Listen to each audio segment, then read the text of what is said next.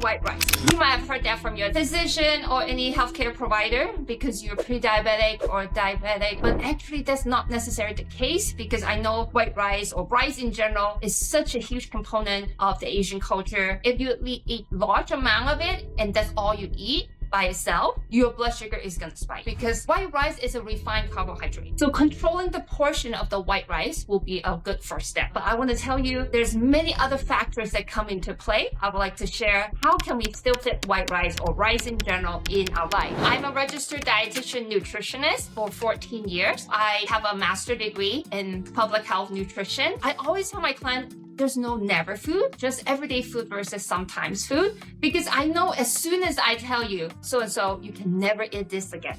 And you'll be just thinking about it. I think not eating white rice at all might be very difficult for some people if they grow up with it. One of my clients just got out of the hospital and was told by their doctor to just cut out all the rice and noodle. And my client was looking at the doctor like, what? Then what am I gonna eat? That's all I eat on a regular basis.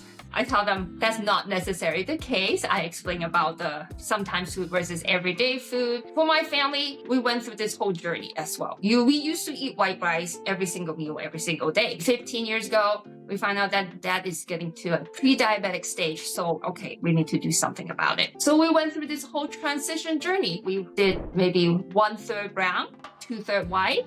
And then little by little, we did half and half. And then now we're eating all brown rice for a while. And then currently we're actually doing brown plus black rice plus quinoa and barley, all of them mixed together. And of course, some starchy vegetables as well. We'll look at the portion of the white rice that you're actually eating.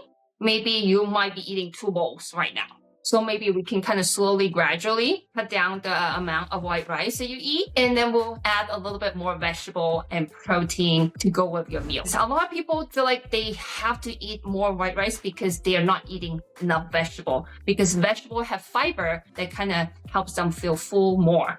And if you eat the white vegetable first, and then along with some protein and maybe some healthy fat, then the portion of the rice can be decreased. Little by little, you can maybe not just eat white rice by itself. You can start mixing in some other whole grain, like the brown rice, the black rice, the barley, the multigrain, the wild rice. That will help increase the fiber content and lower the glycemic index in general. For example, most people eat jasmine rice. They actually have the highest glycemic index. And then you can try maybe like the basmati rice. They actually have a little bit lower glycemic index, so they don't spike your sugar as much. And of course, the brown rice, the black rice, quinoa, other type of grain definitely have a little bit higher fiber content. So it does have lower glycemic index. So it does stabilize your blood sugar a little bit more.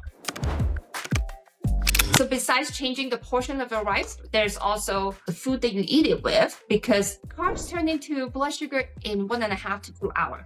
Protein turns into blood sugar in 4 hours, and fat turns into blood sugar in 6 hours. So if you eat a combination of all of the different food groups, your blood sugar will be definitely more stable instead of like spiking up and down. I usually recommend my client the 2-1-1 plate. It'll be half of the plate to be vegetable. It will be at least 3 color will be best, because that way you get different nutrients. And then in a quarter grain, whole grain eventually, transition into that. And then a quarter lean protein or plant-based protein. So that 2 to 1 portion helps balance the blood sugar. So the order of how we eat the food on our plate definitely matters in terms of blood sugar. For example, if you have a plate that we talked about with the carb, the protein, and the vegetable, right? So eating more of the vegetable first, and then because it has fiber, and then having the protein, and then eating the carb afterward. But I know it's weird to eat just white rice by itself. So what I usually tell my client is eat at least half of the vegetable and the protein first, and then slowly incorporate the rice with the vegetable and the protein, the rest of it. Asian culture, we eat family style a lot, and sometimes you just keep going at it, picking from the middle and scooping it. You don't even know how much you actually eat. So what I usually do is I ask my client to get the plate first. So you kind of plate out your plate. Okay, I got my rice, I got my vegetable and my protein to fit that 2 to 1 ratio. first before I start eating. Otherwise, if you just keep going at it in the middle, you kind of lost track on how much of each food group you eat. And then you might end up eating too much of the rice, because you might be talking and distracted. So yeah, I usually recommend plating the plate out first. You went to work, you were busy, you were stressed, so you didn't really have time to eat. And you finally get home, relax, you eat a huge meal with lots of rice, and then you go to bed. Of course, that's gonna spike your blood sugar. There's definitely other way of managing your blood sugar, definitely eating small frequent meals throughout the day. Maybe you're not used to it. You do have to set some timers to kind of help remind you to eat some snacks. Of course, we're talking about protein-oriented, fiber-rich, minimally processed snacks, maybe some nuts, an egg, some edamame in between your meals. And then when you get home, you won't be starving, so you can just eat that small bowl of rice along with the vegetable and the protein, and then maybe go for a walk afterward. Or maybe you just help out with putting away dishes, washing dishes, just kind of move around inside the house, because the muscle is like a sponge. It's like soak up all the blood sugar. That way it won't spike your blood sugar.